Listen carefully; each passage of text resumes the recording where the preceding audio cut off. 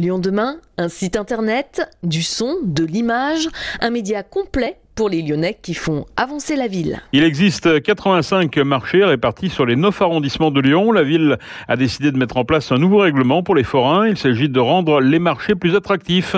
Mais comme souvent, le changement fait grincer des dents.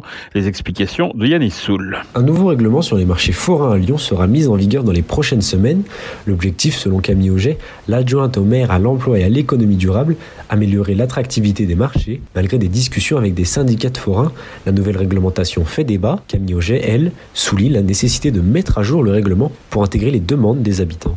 Il y a un règlement qui existe déjà, ça c'est important de le noter, mais il n'avait pas été mis à jour depuis quasiment 20 ans. Ou alors il y avait eu des petits ajustements, mais pas des vraies mises à jour. Il nous était important de le mettre à jour de toute façon pour intégrer des dispositions réglementaires qui avaient évolué, mais aussi parce qu'on avait écouté les Lyonnaises et les Lyonnais qui nous avaient fait part de certains points d'amélioration. Et donc on souhaitait, via le règlement notamment, pouvoir les intégrer. Concrètement, on va parler des absences. Il y a eu des discussions un petit peu compliquées entre vous et les syndicats. Est-ce que vous pouvez revenir dessus ? Effectivement, la question des absences a été un des points d'achoppement. Pourquoi est-ce qu'on veut changer cette règle ? Aujourd'hui, cette règle, elle permet à des forains d'être présents simplement une fois toutes les 8 semaines pour garder sa place. Or, nous, les Lyonnaises et les Lyonnais, ce qu'ils nous ont dit, c'est qu'ils aiment bien nouer des liens avec leurs commerçants, ils aiment bien que leurs commerçants soient présents. Et donc, on a décidé d'abaisser un peu cette règle qui est très, très, très flexible et de faire en sorte de trouver, encore une fois, cet équilibre entre ce que nous ont dit les Lyonnaises et les Lyonnais et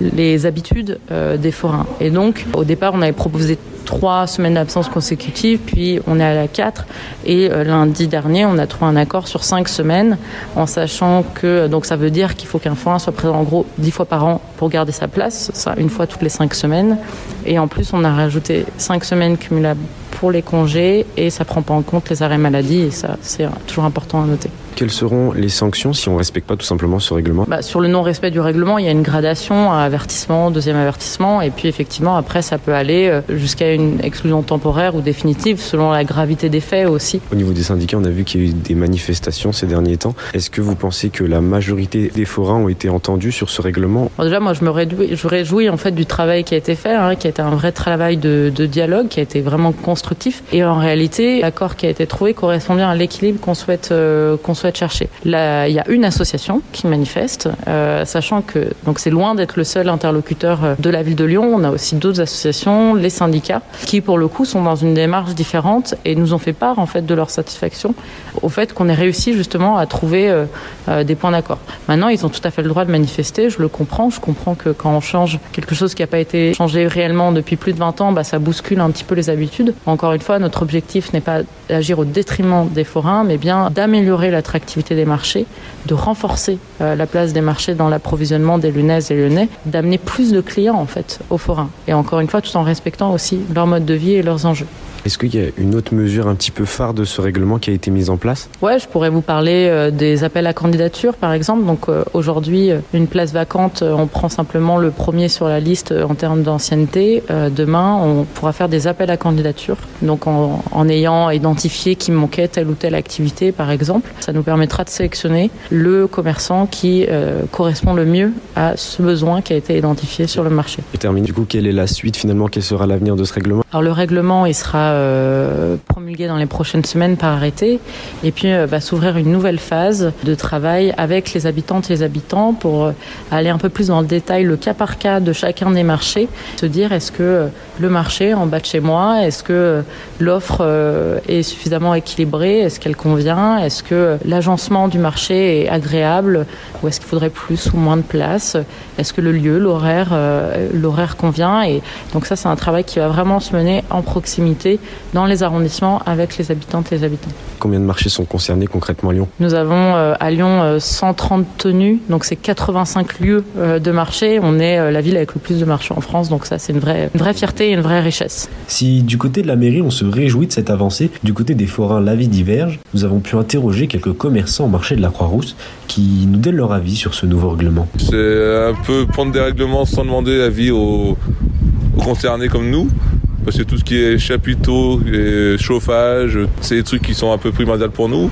Ils veulent supprimer les barnums parce que c'est dangereux pour les clients, soi-disant. Mais nous, à la Croix-Rousse, le problème, c'est que le trottoir est défoncé par les racines d'arbres et j'ai plus de clients qui se cassent la gueule à cause des trous qu'à cause des barnums. Et concernant aussi les absences, on a vu que de base c'était 8 semaines pour les places vacantes. Maintenant, ça a été réduit à un délai de 5 semaines. Ça nuit un petit peu à la liberté, à l'indépendance aussi des forains. Concrètement, vous en pensez quoi? Oui, tout à fait. C'est vrai qu'il y en a qui ne peuvent pas partir que 2 mois. Parce que le juillet-août, c'est un peu le moment creux de chez nous.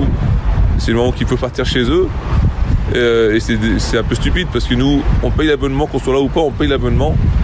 Et quand une place est vacante, elle est redonnée à un autre au rappel, qui lui paye aussi la place. Donc la place payée 2 fois quand on n'est pas là. Donc je vois pas pourquoi la mairie veut supprimer ça alors qu'elle rapporte plus de sous quand on n'est pas là que quand on est là. Je m'appelle Cédric Poyard, je suis producteur en fromage et en viande sur le marché de la Croix-Rousse et d'autres marchés sur Lyon.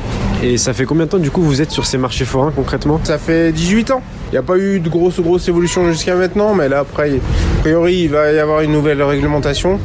Pour certains, ça va être très compliqué parce qu'ils ont, comme sur les barnums, il y en a qui ont investi dedans, donc il va falloir qu'ils fassent marche arrière. Après, sur certains trucs, ça sera peut-être plutôt positif parce que, comme sur les jours de non-présence, ils ont raccourci un peu, donc du coup, ça évite qu'il y en a qui viennent, qui fassent plusieurs marchés, qui tournent et qui mobilisent des places pour rien parce que, au final, ils y sont pas régulièrement, quoi.